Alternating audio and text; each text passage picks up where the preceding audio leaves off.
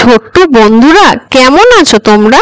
আচ্ছা, তোমাদের কারোর কি খুব কমন নাম আছে?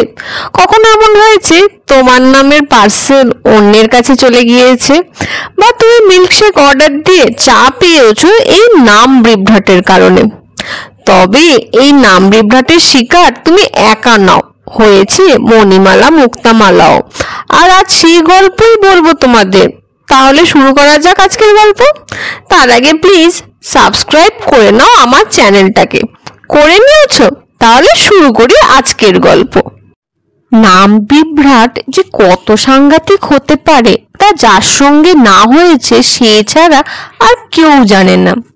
আর এই নাম বিভ্রাটের কবলে একবার আমরা দুই বোন পড়েছিলাম। হ্যাঁ, ঠিক শুনেছ, আমরা দুই বোনই এই নাম বিভ্রাটের কবলে পড়েছিলাম। তাহলে ঘটনাটা বলছি, শোনো।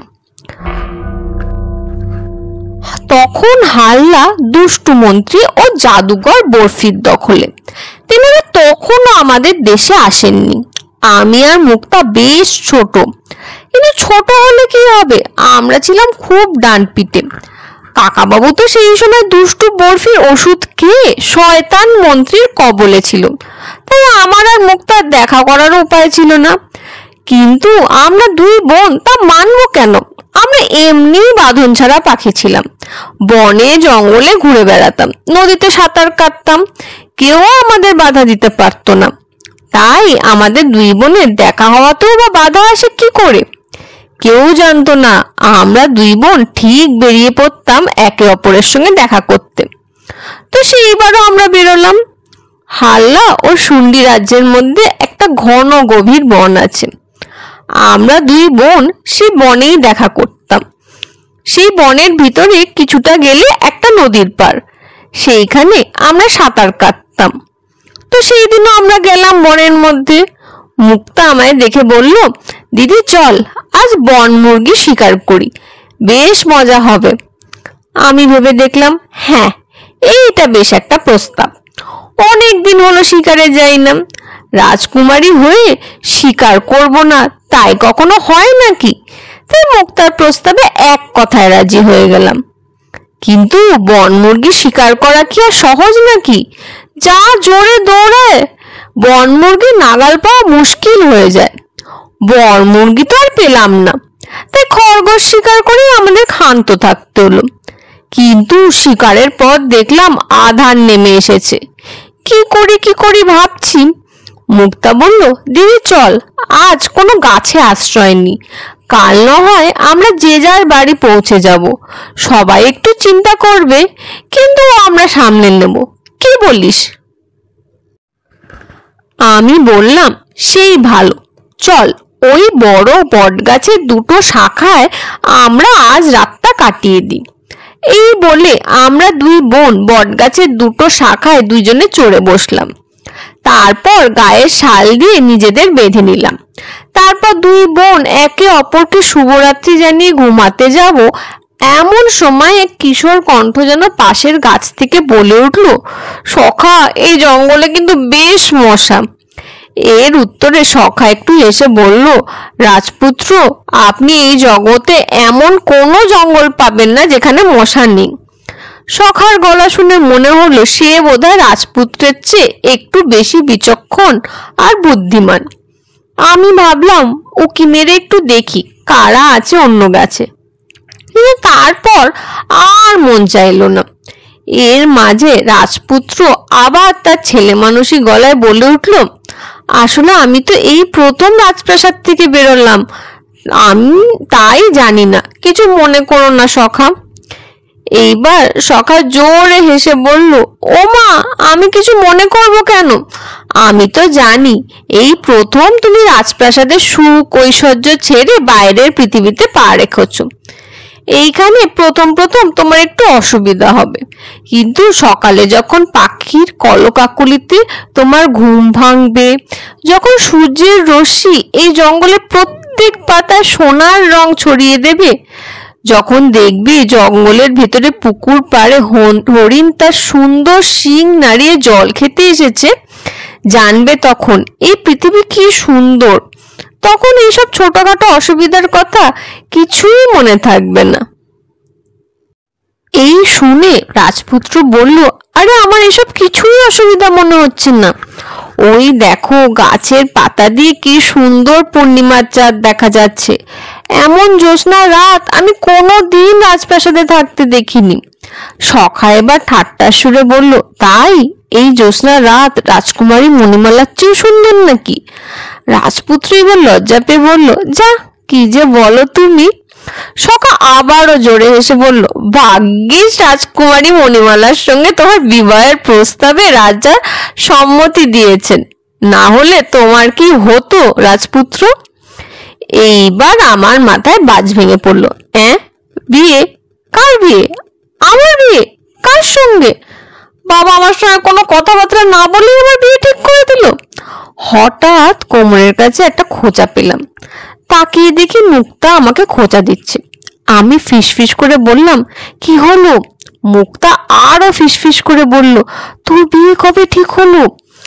আমি বললাম, আমি নিজেও সেটা জানি না। মুক্তা এবার বলল, দিদি এই বাচ্চাটাকে বিয়ে করবি তুই? আমি এর উত্তরে কিছু বলতে যাব, হঠাৎ একটা বিকট স্বরে দুটো ঘোড়া চেঁচিয়ে উঠল। এই আওয়াজ শুনে আমার গায়ের লোম খাড়া হয়ে গেল। হঠাৎ পিঠ দিয়ে একটা শীতল হাওয়া বয়ে গেল। তারপর যে দৃশ্য দেখলাম তাতে হাড় হিম হয়ে গেল। নিচে বাঁধা ছিল দুটো ঘোড়া, বোধহয় রাজপুত্র আর তার সখার। কোথা থেকে না জানি এক 10 মানুষ লম্বা অজগর এসে গিলে নিল দুটো টকবগে তেজি ঘোড়াকে। মাত্র কয়েক মুহূর্ত, তার মধ্যেই ভবলীলা সাঙ্গ হয়ে গেল দুটো ঘোড়ার। অজগরও পেট ভরে তার রাতের খাবার খেয়ে জঙ্গলের অন্য প্রান্তে চলে গেল। আর তার আগে আগে যেতে লাগলো তার মণি, যার আলো পুরো জঙ্গলে এক মায়াবী রশ্মি ছড়িয়ে দিল। আমরা কতক্ষণ কাঠ হয়ে বসেছিলাম ঠিক নেই, কিন্তু কিছুক্ষণ পর যখন রশ্মির তেজ কমে গেল, আমরাও যেন আমাদের জ্ঞান ফিরে পেলাম। আশেপাশে তাকিয়ে দেখি আস্তে আস্তে ভোরের আলো ফুটছে। আমি আর মুক্তা আস্তে আস্তে গাছ থেকে নেমে আসি। নিচে নেমে এসে দেখি 2 কিশোর নিচে দাঁড়িয়ে আছে। আমাদের দেখে তাদের মধ্যে যে একটু বেশি জমকালো পোশাক পরে আছে সে একটু পিছিয়ে গেল। তাকে দেখে বেশ ভালো মানুষ মনে হয়। চেহারার মধ্যে একটা ছেলে মানুষই ব্যাপার আছে। বুঝলাম এই সেই রাজপুত্র যার গলা আমরা কাল রাতে শুনেছিলাম। এইবার তার সঙ্গীকে দেখলাম, তারই বয়সী আর এক কিশোর। তার শরীর বেশ পেটানো, বোঝা যায় রীতিমতো ব্যায়াম করা চেহারা। বুঝলাম এই তার সখা। সখাই আমাদের প্রশ্ন করলো, কে তোমরা? আমি বললাম, আমি রাজকুমারী মণিমালা, আর এই আমার বোন মুক্তামালা। তোমার নামও মণিমালা? এইবার রাজপুত্র বলে উঠল। আমি একটু অবাক হয়ে বললাম, আমার নামও মানে? এইবার তার সখা বলল, আসলে আমরা বিজয়গড় থেকে আসছি। এই হলো রাজপুত্র বিজেন্দ্র, আর আমি মন্ত্রীপুত্র অরিত্র। আমার সখার সঙ্গে লালগড়ের রাজকন্যা মণিমালার বিবাহ স্থির হয়েছে। লালগড় আর বিজয়গড় পাশাপাশি 2 রাজ্য। 2 রাজার খুব ভাব। রাজপুত্র আর রাজকন্যা একসাথে বড় হয়েছে। একই গুরুর থেকে শিক্ষা অর্জন করেছে বিজয়গড়ের রাজপ্রাসাদ থেকে। আর শিক্ষা অর্জনের শেষে রাজপুত্র তার মনের কথা রাজামশাইকে জানান। সখাই আমাকে পরামর্শ দেয়, নয়তো আমার বেশ ভয় করছিল। রাজপুত্র বলে, আর আমার বাবা এক কথায় এই বিবাহের প্রস্তাবে রাজিও হয়ে যায়। কিন্তু তারপরেই দেখা দেয় এক সমস্যা। কি সমস্যা? মুক্তামালা জিজ্ঞেস করে। এক দুষ্টু সাপ এসে বন্দি করে নিয়ে যায় রাজকন্যা মণিমালাকে। অরিত্র বলে ওঠে, কাল যে সাপ তোমাদের ঘোড়া গিলে খেলো, আমি জিজ্ঞেস করলাম, মনে তো হয় সেই। রাজপুত্র বলল, মনে হয় না, আমি জানি সেই বন্দি করেছে আমাদের রাজকন্যাকে। অরিত্র বলে উঠল আবার, কি করে বুঝলি সেই? মুক্তামালা জিজ্ঞেস করলো। যে অজগর মণিমালাকে বন্দি করেছে তার কাছে ছিল বিশাল এক মণি, যার সাহায্যে সে মণিমালাকে বশ করে। অরিত্র বলে, আর এই অজগরের কাছেও আছে সেই মণি। আমি বললাম, আমার মন বলছে এই মণি পেলে এই অজগরও মারা যাবে, কিন্তু এই মণি পাবো কি করে? অরিত্র আর রাজপুত্র একসাথে বলে উঠল। আমার মাথায় একটা দুষ্টু বুদ্ধি খেলে গেল। আমি সবাইকে আমার উপায়টা বললাম। সবাই শুনে খুব খুশি হলো। অরিত্র বলল, হ্যাঁ, বেশ একটা বুদ্ধি বাতলালে, এইটা করা যেতে পারে। আমরা চারজন ভেজা মাটিতে সাপের চিহ্ন দেখে দেখে তার গুহার কাছে পৌঁছালাম। দেখলাম গুহার বাইরে তার মণিখানা। আমার কথা মতন মন্ত্রীপুত্র সেই মণির উপর কাদা ফেলে দিয়ে তার উপর তার তলোয়ার রেখে তার উপর আবার কাদা ফেলে দিল। দূর থেকে দেখলে কেউ বুঝতেই পারবে না ওখানে একটা তলোয়ার আছে। আমরা তারপর অপেক্ষা শুরু করলাম। সকাল পেরিয়ে সন্ধে হলো। সাপ তার গুহা থেকে বেরোলো, কিন্তু মণি ছাড়া তো সাপ অন্ধ, তাই সে পাগলের মতো তার মণি খুঁজতে শুরু করলো, আর তলোয়ারের ডগা তার মুখে বিঁধল। সাপ পাগলের মতন ছটফট করতে শুরু করলো।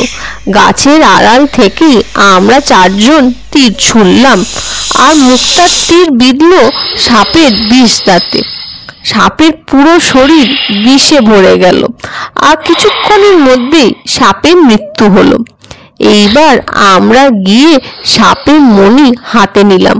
মণিটা বিশাল, আর কি তার জ্যোতি! আমরা তো কিছুক্ষণ প্রায় হাঁ হয়ে থাকলাম। তারপর হঠাৎ একটা টুনটুনি ডেকে উঠে বলি, অমন করে হাঁ করে দেখলেই হবে নাকি? রাজকন্যাকে উদ্ধার করতে হবে না?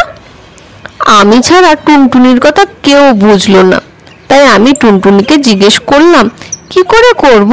টুনটুনি বলল, কিচ্ছু করতে হবে না, তোমরা শুধু এই মণি নিয়ে নদীতে নামো, তারপর সব এমনি হবে।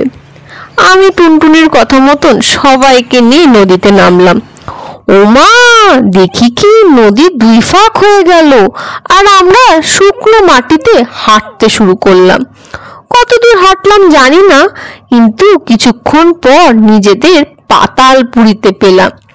সেইখানে এক ঝিনুকের সুন্দর রাজপ্রাসাদ। হরেক রকমের মুক্তের পালঙ্কে শুয়ে আছে এক সুন্দর কিশোরী, আর তার পালঙ্কের গায়ে কিলবিল করছে কত লক্ষ সাপ। দেখলে একেবারে গা ঘিন ঘিন করে ওঠে। আমি কোনো মতে নিজেকে সামলে রাজপুত্রকে বললাম, যাও, এই মণিটা রাজকন্যার মাথায় ছুঁয়ে দাও। রাজপুত্র একটু ভয়ে ভয়ে গিয়ে রাজকন্যার মাথায় মণিটা ছুঁয়ে দিল। ওমা, কি আশ্চর্য! রাজকন্যা অমনি জেগে উঠল, আর চারিদিকে যত সাপ ছিল তারা জয় রাজকন্যার মণিমালা জয় বলে চেঁচিয়ে উঠল। রাজকন্যা তো এত সবকিছু দেখে ভ্যাবাচ্যাকা খেয়ে ভেঁ করে কেঁদে উঠল। বেচারা মন্ত্রীপুত্র বেগতিক দেখে বলে উঠল, আরে রাজকন্যা, কাঁদো কেন? আমরা তো দুষ্ট অজগরকে মেরে ফেলেছি। রাজকন্যা অবাক হয়ে একবার অরিত্র আর একবার রাজপুত্রকে দেখে বলল, সত্যি? তখন রাজপুত্র মাথা নেড়ে সায় দেয়, আর রাজকন্যা খুশি হয়ে রাজপুত্রকে জড়িয়ে ধরে বলে, তাহলে আমি এবার বাড়ি যাব। অরিত্র বলে, রাজকন্যা, তুমি আর রাজপুত্র কিছুদিন তোমাদের পাতালপুরীর রাজত্ব উপভোগ করো। আমি বিজয়গড় ও লালগড় থেকে সকলকে ডেকে এনে বিশাল ধুমধাম করে রাজ্যে ফিরিয়ে নিয়ে যাব তোমাদের। এই বলে অরিত্র আমাদের দিকে ফিরে বলে, রাজকুমারীরা, অনেক ধন্যবাদ আপনাদের। আপনারা না থাকলে আজ আমরা রাজকন্যাকে উদ্ধার করতে পারতাম না। আমি হেসে বললাম, আমরাও আজ থেকে বন্ধু মন্ত্রীপুত্র অরিত্র। বিপদে বন্ধু বন্ধুকে সাহায্য করবে না, তাই কখনো হয় নাকি? আবার কোনো বিপদে পড়লে আমরা আবার তোমাদের সাহায্য করব। মন্ত্রীপুত্র অরিত্র এতে খুশি হয়ে আমাদের অভিবাদন জানিয়ে সেখান থেকে চলে যায়। আমরাও নিজ নিজ রাজ্যে ফিরে আসি। তখন বুঝিনি আবার আমাদের দেখা হবে। আর এইবার শুধু আমি নই, এই নাম বিভ্রাটের কবলে পড়বে মুক্তামালাও। আর সে যা বিভ্রাট, তাকে বিরাট বিভ্রাট বললেও ভুল হবে না। কি ছোট্ট বন্ধুরা, জানতে ইচ্ছা করছে কি সেই বড় বিপদ? কিন্তু আজ তো সেই গল্প বলবো না, তা শোনার জন্য তোমাদের অপেক্ষা করতে হবে পরের মঙ্গলবার পর্যন্ত। পরের মঙ্গলবার নিয়ে আসবো এই গল্পের দ্বিতীয় পর্ব। ততক্ষণ তোমরা সকলে খুব ভালো থাকো, সুস্থ থাকো, আর আমার ভিডিওটা ভালো লাগলে একটু লাইক, শেয়ার আর সাবস্ক্রাইব করে নিও। আজ তবে আসি, টাটা।